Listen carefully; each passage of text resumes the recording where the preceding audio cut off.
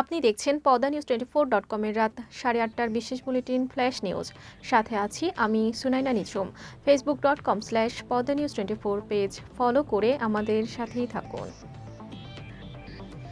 আগামী 7 দিন সারা দেশে শৈত্যপ্রবাহের কোনো সম্ভাবনা নেই বলে জানিয়েছে আবহাওয়া অধিদপ্তর। শুক্রবার সাংবাদিকদের এমনটা জানিয়েছে আবহাওয়াবিদ শাহিনুল ইসলাম। বলেন 15 থেকে 17 জানুয়ারি পর্যন্ত সারা দেশে তাপমাত্রা কিছুটা কমে আসতে পারে। এছাড়া বর্তমানে 9 জেলায় শৈত্যপ্রবাহ বিদ্যমান রয়েছে বলেও জানান তিনি। এরই মধ্যে 3 জেলায় তাপমাত্রা কিছুটা কম রয়েছে বলে উল্লেখ করেন। দেশব্যাপী শীতের তীব্রতা কমে গেছে, তবে রাজশাহী, রংপুর ও খুলনায় শৈত্যপ্রবাহ চলমান থাকতে পারে। শুক্রবার সর্বনিম্ন তাপমাত্রা রেকর্ড করা হয়েছে পঞ্চগড়ে 7.3 ডিগ্রি সেলসিয়াস। এছাড়া ঢাকার তাপমাত্রা রয়েছে 14.5 ডিগ্রিতে। দেশের কেউ যেন নিজেকে বঞ্চিত না মনে করেন জানিয়ে গৃহায়ন ও গণপূর্ত উপদেষ্টা আদিলুর রহমান খান বলেছেন, এই দেশের সবাই সমান। শুক্রবার দুপুরে ঢাকার উত্তরায় এক অনুষ্ঠানে তিনি এই কথা বলেন। উপদেষ্টা জানান, জুলাই অভ্যুত্থানের সব ধর্মের মানুষ অন্যায়ের বিরুদ্ধে রক্ত দিয়েছে। সবার সহযোগিতা থাকলে সব রকমের সংস্কার করা সম্ভব হবে। একই অনুষ্ঠানে ধর্ম উপদেষ্টা আ.ফ.ম. খালিদ হোসেন বলেন, স্বাধীনতার অর্ধ শতাব্দী পেরুলেও বৌদ্ধদের জন্য ঢাকায় কোনো সৎকারের ব্যবস্থা হয় নাই। অন্তর্বর্তী সরকার সেটি করেছে। সবাইকে সঙ্গে নিয়ে দেশকে এগিয়ে নিতে হবে।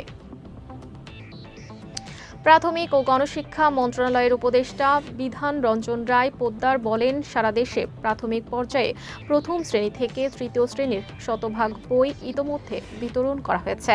তবে চতুর্থ ও পঞ্চম শ্রেণীর বই এখনও শতভাগ বিতরণ করা সম্ভব হয়নি।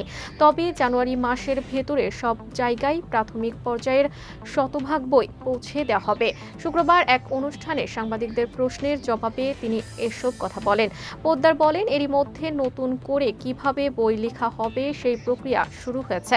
ফলে আগামী বছর প্রথম দিনে সকল শিক্ষার্থীরা নতুন বই পাবে। উপদেষ্টারা বলেন, শিক্ষকদের যে সমস্যাগুলো রয়েছে সেগুলো খুঁজে বের করে সমাধান করা হবে। বর্তমানে লন্ডনে চিকিৎসা নিচ্ছেন সাবেক প্রধানমন্ত্রী খালেদা জিয়া, আর তাকে লন্ডনে নিয়ে গেছে কাতারের আমিরের এয়ার অ্যাম্বুলেন্স। এ নিয়ে আমির শেখ তামিম বিন হামাদকে বিএনপির ভারপ্রাপ্ত চেয়ারম্যান তারেক রহমান, তার পরিবার এবং বাংলাদেশের জনগণের পক্ষ থেকে আন্তরিক ধন্যবাদ জানান। ফেসবুকে লেখেন, বাংলাদেশ ও কাতারের মধ্যে দীর্ঘস্থায়ী ও বহুমুখী সম্পর্ক গড়ে তুলতে উন্মুখ। বৃহস্পতিবার রাতে নিজের ভেরিফাইড ফেসবুক পেজে এক পোস্টে তিনি এসব কথা বলেন। তারেক রহমান বলেন, তার মা বাংলাদেশের সাবেক প্রধানমন্ত্রী বেগম খালেদা জিয়ার জন্য সদয়ভাবে পরিবহন ও প্রয়োজনীয় সহযোগিতার জন্য তিনি কাতারের আমির Sheikh Tamim bin Hamad bin Khalifa Al থানির কাছে গভীরভাবে কৃতজ্ঞ। বিমানবন্দরে জিজ্ঞাসাবাদের পর ছেড়ে দেওয়া হয়েছে বাংলাদেশের চলচ্চিত্র অভিনেত্রী ও বাংলাদেশের চলচ্চিত্র শিল্পী সমিতির সাবেক সাধারণ সম্পাদক নাসরিন আক্তার নিপুণকে। তবে তার লন্ডন যাত্রা বাতিল করা হয়েছে। শুক্রবার সকালে বাংলাদেশের বিমানের লন্ডনগামী একটি ফ্লাইটে ওঠার প্রস্তুতির সময় তাকে আটক করা হয়। ইমিগ্রেশন পুলিশ সাংবাদিকদের জানান, জাতীয় নিরাপত্তা গোয়েন্দা সংস্থা এনএসআই চিত্রনায়িকা নিপুণের লন্ডন যাত্রার বিষয়ে আপত্তি তোলে। এরপর বিমানবন্দর কর্তৃপক্ষ তাকে জিজ্ঞাসাবাদের জন্য আটক করে। নিপুণের পাসপোর্ট ও অন্যান্য নথিপত্র পরীক্ষা নিরীক্ষা শেষে তার লন্ডনগামী ফ্লাইট বাতিল করা হয়। তবে কি কারণে এনএসআই আপত্তি জানিয়েছে তা এখনও স্পষ্ট নয়। গুরুত্বপূর্ণ সব সংবাদ জানতে পদ্মা নিউজ 24.com এর বিশেষ বুলেটিন ফ্ল্যাশ নিউজ দেখবেন প্রতিদিন রাত 8:30টায়।